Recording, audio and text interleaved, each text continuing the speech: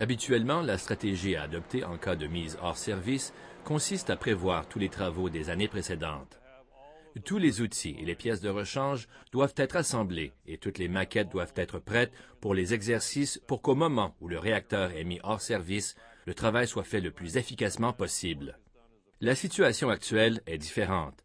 Ce genre de situation qui se produit dans l'industrie s'appelle un arrêt forcé. Dans le cas d'un arrêt forcé, le problème survient sans qu'on ait eu le temps de s'y préparer. Ce qui pose des difficultés dans pareil cas, c'est qu'il faut comprendre très rapidement la nature du problème à résoudre, trouver comment effectuer les réparations et rassembler toutes les ressources nécessaires pour mettre en œuvre la solution le plus efficacement possible. Voilà ce qui se passe en ce moment.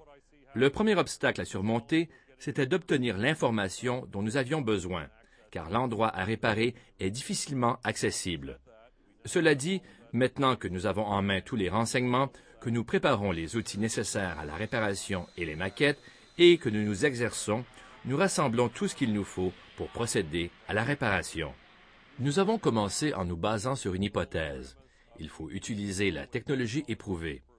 Nous avons donc choisi le renforcement par soudure, principalement parce que cette technique offre davantage d'options pour la réparation et parce que nous avons pu trouver un fournisseur qui a l'expérience de ce genre de travaux.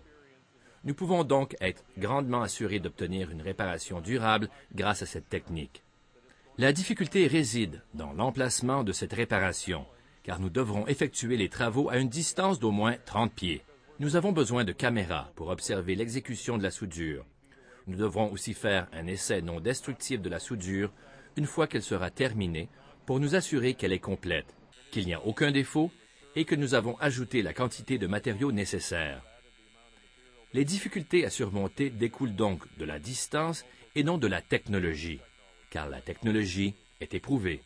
Dans le domaine du nucléaire, il n'est pas question de procéder par essai et erreur.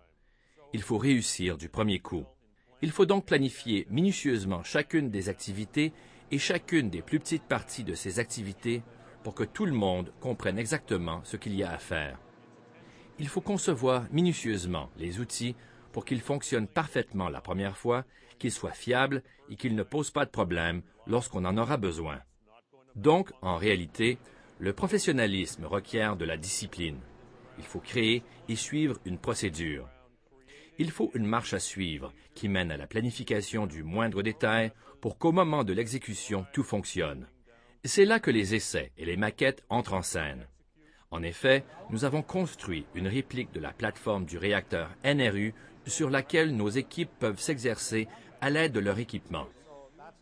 Nos équipes s'exercent jusqu'à ce qu'elles réussissent. Et une fois qu'elles ont réussi, elles s'exercent encore. Ensuite, elles se rendent au réacteur et procèdent à la réparation. Nous avons l'équivalent d'environ 300 personnes qui travaillent à ce projet à un rythme intensif. Il est essentiel d'agir au bon moment. Nous ne pouvons pas nous permettre d'oublier une étape ou de perdre une minute. Nous avons la bonne équipe pour accomplir ce travail. Vous ne pourriez pas trouver un meilleur groupe de professionnels pour réparer le réacteur NRU. EACL dans son ensemble, notre société, résout des problèmes techniques complexes. Alors, quand les centrales nucléaires d'un peu partout dans le monde rencontrent des difficultés, c'est vers EACL qu'elles se tournent. Nous nous servons de la même expertise ici, pour la réparation et la remise en service du réacteur NRU. Nous faisons aussi appel à des experts de l'externe. Nous avons fait participer des experts aux examens visant à comprendre la corrosion qu'il nous faut réparer. Et nous avons obtenu auprès d'eux les technologies de réparation dont nous nous servirons.